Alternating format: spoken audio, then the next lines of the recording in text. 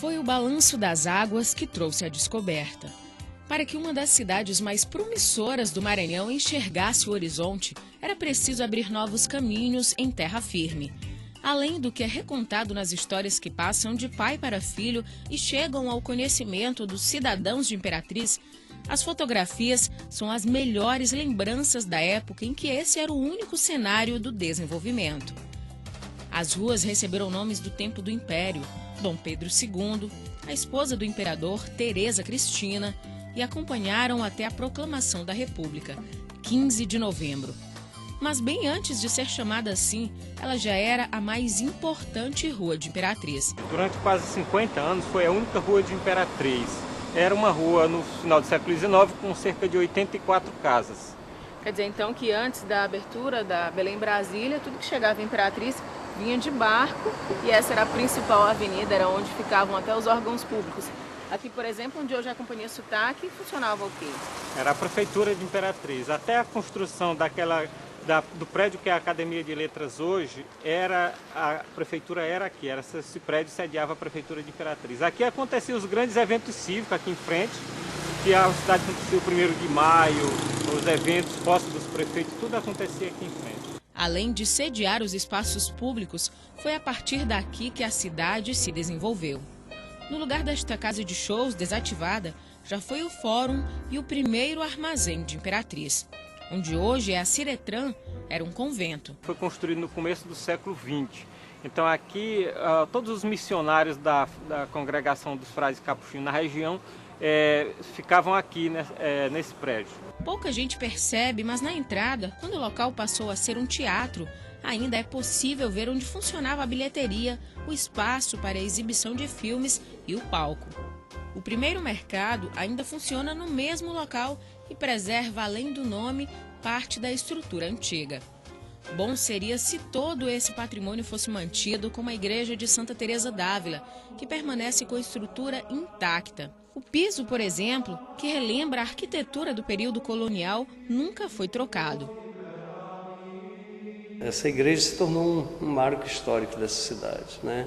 Apesar de ter sido construída um pouco mais tarde, né, em 1925, mas hoje é um sinal para essa cidade. Então, a gente aqui diariamente recebe gente de todos os lugares do Brasil, né? Gente que vem aqui para registrar com fotografias esse marco de fundação da cidade. No arquivo morto da catedral estão os registros mais antigos que se tem conhecimento na cidade. Os livros de batismo e casamento compreendem os anos de 1857 e 1869. Até o manuseio requer cuidados especiais devido à fragilidade dos papéis. A impressão a punho, com uma grafia admirável e expressões peculiares da época, nos fazem voltar no tempo. E olha só um detalhe interessante, nesses registros de 1850, 1860, as pessoas declaravam se eram ou não escravas. Isso porque esses registros são antes da abolição da escravatura, que só aconteceu em 1888. Lê um trechinho aqui pra gente que diz, padre. O seguinte: em um altar decentemente preparado, batizei solenemente o inocente Lourenço, livre, que nasceu no dia 24 de agosto de 1866, filho legítimo de João Francisco dos Reis e sua mulher Josefa Joaquina dos Santos.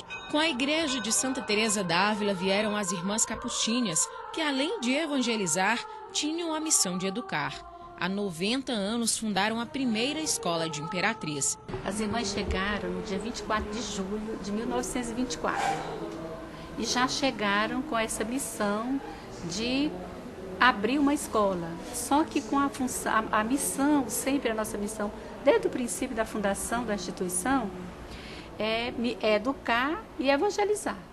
Então elas já chegaram com a missão de evangelizar, pois esse era o espírito fundante da ordem das missionárias capuchinhas.